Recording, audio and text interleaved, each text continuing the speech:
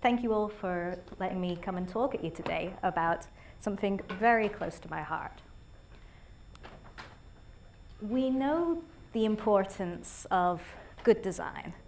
We know from the talks we've heard today why we need good design, why we need things to be accessible. We know how important it is. We know what can go wrong if we mess up. We know how badly we can make things go wrong if we don't pay attention to our design, if we don't make things accessible, if we don't think about what we're doing. But all of the talks that we've covered have all been about websites and about apps. Today, I want to talk to you about one of the most common interfaces that we still all use on a regular basis. I'm talking about documents. Yeah. Even though it's quite old and a little bit boring, documents are still very widely used and are still going to be used for quite a long time. The reason for that is even though we can make everything quite easily digitally these days, documents have a different psychological impact on every single one of us. They feel more real because we're physically holding them. As an example, think about spam. When you get spam in your inbox, you immediately delete it, you send it to junk, you may report it. You definitely don't open it because it could contain a virus or God knows what else, and you pay no attention to it whatsoever. Then you go home and check your letterbox. Oh, there's a letter for me. Don't know who it's from. I'm going to open it. I'm going to look. I'm going to investigate. We have a much higher return rate on physical media for getting you to pay attention than we do digital. So even though we're not using paper for everything these days, we still have valid use cases for it. And since we automate everything, we get to build those documents. Isn't that great? I've been working for several years in document generation systems now. So I would like to talk to you for kind of just a cathartic rant, all the things I've seen go wrong with document design. Sound good? Great. So, for the purpose of this, let's imagine that this is a lovely document. It's got great colors, it has all the information we want to show, it's fantastic, it says everything you could ever want the person to know. Now I just need to print it. And the first thing you need to know is that printers are evil. They are going to try to destroy everything you make, especially home-based printers. See, they have this thing, it's a charming feature, it's called a non-printable area. Now, it's about 5 millimeters around the edge, but this varies a lot depending on your printer. And to be honest, this also varies depending on the day you're using your printer, because so many things can change it. If when I'm loading the paper in, because I've run out again, I've loaded it in slightly to the left, then the area that you're putting the ink on the page is different again. So I've got a lovely document, I've cropped a lot of information off it, but that's okay. It's fine, I can handle that. That is a lot of ink. So I'm going to immediately print it in Grayscale. If there's multiple pages, maybe I'm feeling organized, I might staple the corners. And if I'm feeling really organized, which some people do, I might even hole punch it and put it in a binder. There are so many ways in which your lovely document and your lovely information can get distorted once it hits the physical world. And we need to account for that within our designs. Apart from avoiding the main problematic areas, what else can we do? Well, say we have a document with multiple pages, and it's fine, we've not gone anywhere near the edges, it's okay if it gets printed Grayscale, we're not going to hit any of the other problems. But notice where the page break is. It's halfway through a paragraph. It's actually halfway through a sentence as well. which means if I'm not feeling particularly organized and I lose my first page and I only have the last page, what do you think I'm going to be able to do with this? Because I've lost the majority of the information. It's got no context for it anymore. It's halfway through a sentence, it's halfway through a paragraph. It's no longer got the value because it's lost its context. So what do? Like with everything else we design, we try to keep our headings and our bodies together. In the website, I know that we do this so that we can keep things logically together, but it's much more important in the real world because I can actually lose pieces of information, literally. Also, a little bit of a history lesson for you, since that seems to be what we like to cover today. When we have a sentence that's ending up crossing a page break line and going on a next page, in typesetting terms, this is referred to as a widow. And in a paragraph where you have a single word on its own line at the end, they refer to that as an orphan. And when it comes to typesetting, they recommend you avoid all widows and orphans. To do this, you just, in the same way that you arrange anything else, you play about with the text. You might change the wording, you might change the font size, you might change where the line breaks, but you do what you can to keep it nice and consistent. If you are changing the font size though, keep in mind that size does matter in this context. The reason for this is because when there is no screen, there's no screen reader. I have no way of enlarging the text or having the text read out to me when I have it on a piece of paper. So you need to be even more careful than normal to make sure that you're making this information still accessible. As a general rule, go for a minimum font size of about 12 points. Some people recommend less, like 10 or 11 points. The reason I'm going for 12 is because if your document gets printed to shrink to fit, then it'll still be within that margin and it should still be accessible to everyone.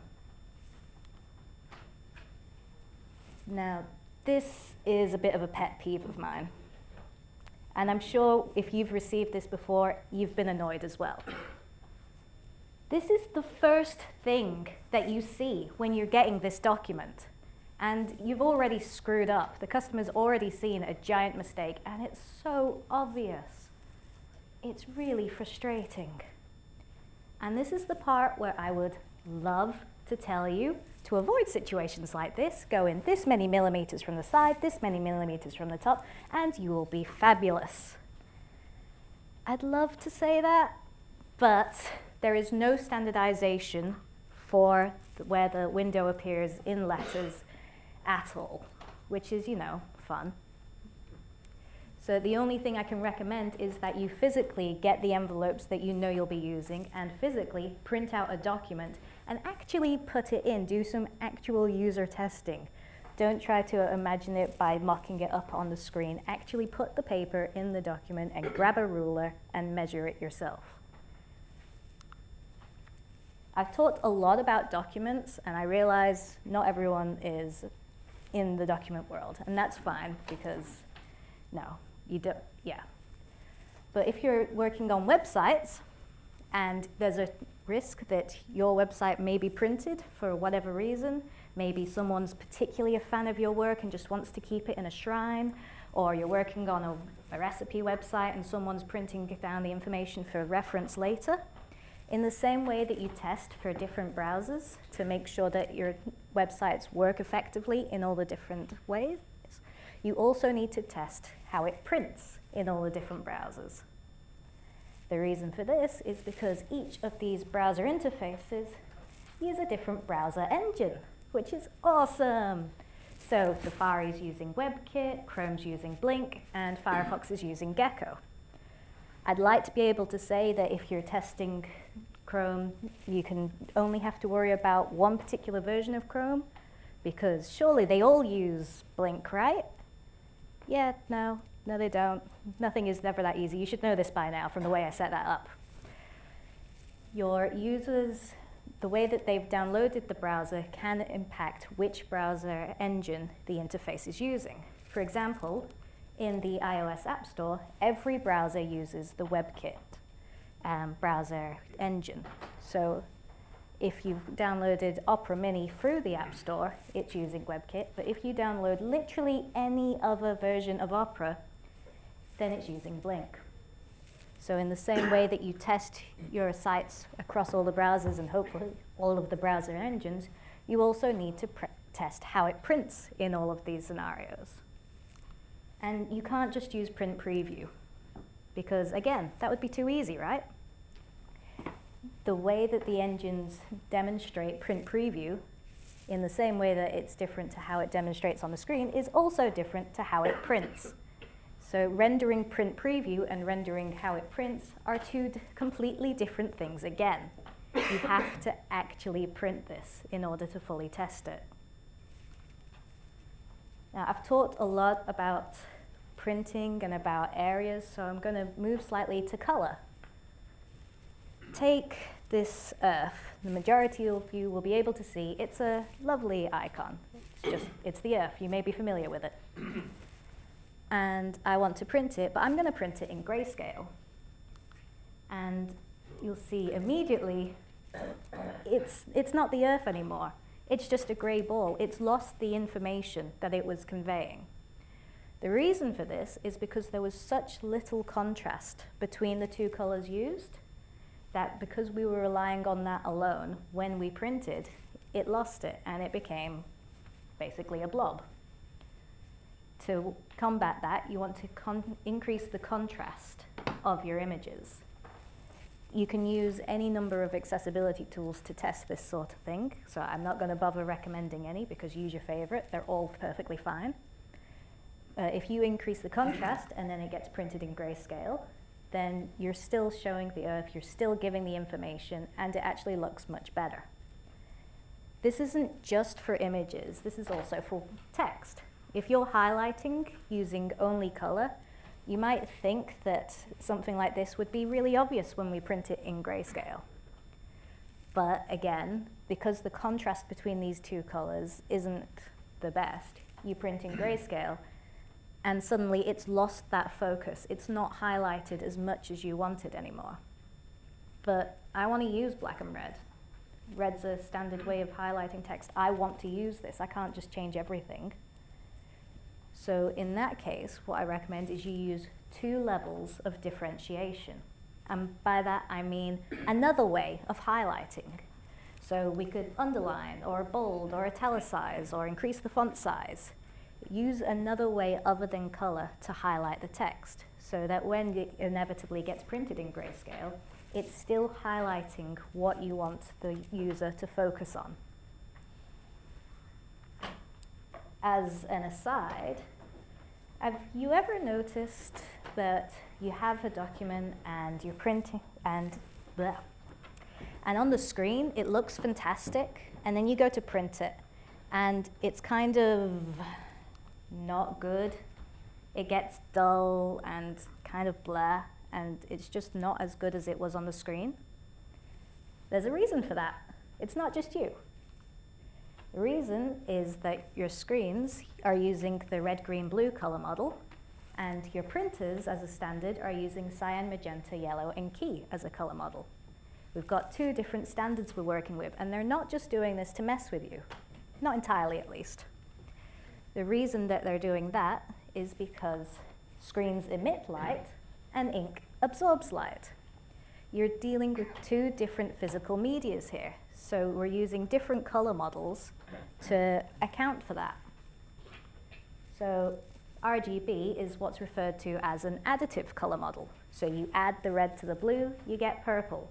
You add in green, you get white. You add up all the colors and you get a white light. Whereas CMYK is what's called a subtractive color model. It might help to imagine it as you're shining light through colored cellophane. So you have your yellow cellophane and then you overlay it with your magenta cellophane and you end up with a red. You overlay it again with a cyan cellophane and you get a much darker color which is not quite black, which is why we have key, because those 3 colors don't actually get dark enough to make a true black. So what does this mean? This means that if you're trying to print something, say this particular shade of purple called Rebecca Purple, my favorite, we know that in the file that we've sent to the printer, which is an RGB Setup File, it has these values. And your printer is going to do its best. It might be evil, but it's trying. It really is. It's very trying. And what it'll do is it'll try to draw that red, draw the green, and draw the blue. But it will do it using CMYK. So to draw the red, it will put in the magenta and yellow, which means for that one spot of color, you're going to end up with 6 layers of ink, essentially, which is why it ends up looking so messy and so dull, because that is a lot of ink in quite a small area. This is also why, particularly if you're working with bubble jet printers, if you've got fine lines, this is where the bleeding starts happening, where it starts going through the page and messing, because you're trying to put such a large amount of ink in such a small area. You can change your files to be CMYK format, and that will help immensely. Most programs are able to do this, for example, Photoshop. So if you've set it up, your files, and send that to the printer, it knows, oh, I just print out these CMYK values and I'm perfect. Instead of 6 layers of ink, I'm now only printing 3. This is still an approximation, though. If you want to truly, truly get the exact color you're after, you're best working with a professional and actually getting an actual ink cartridge made up of the exact shade you're after. But the CMYK model is still much closer than the RGB model. Incidentally, if you've ever wondered why you can't print a black and white document without cyan, this is because key is not really black. It's more a very dark gray. It's quite dull, really. So when you're printing black, you're actually printing black with colors. You're aiming for about 250% coverage. This particular black is called designer black, and it's the most standard black that is used. But you can have warm blacks and cool blacks and so many other blacks. That said, if you're really, really stuck, you've run out of every color, and you just need to print this one document, I don't care if it's dull, I don't care if it's gray, I just need the information on the paper, you can set up your printer to do so. But you have to be very careful, because if you do, chances are you may break your printer, because when it's drawing all of the ink, it's actually sucking from the ink cartridges, and if there's no ink to suck, it'll suck up air, which will damage your printer. That is why they have a lot of safety features to prevent you from doing so, but you are software engineers, you will hack a way around it, but that is something to keep in mind of. Now this is lovely. It's got great text. The font size is amazing. I'm not worried about any of you not being able to read it. It's nicely placed on the screen. It doesn't make much sense, does it? This is because even if you check off every box that I've said today, and objectively you're like, yes, this is brilliant, this will print lovely, it does everything I need it to do, it's still worth having someone look over your work, work with someone else, to make sure the context is still there, to make sure that because you've been involved in it so long, you're not making something that is essentially garbage. Or to put it another way, this design shouldn't come as a surprise, though it could do with another pair of eyes.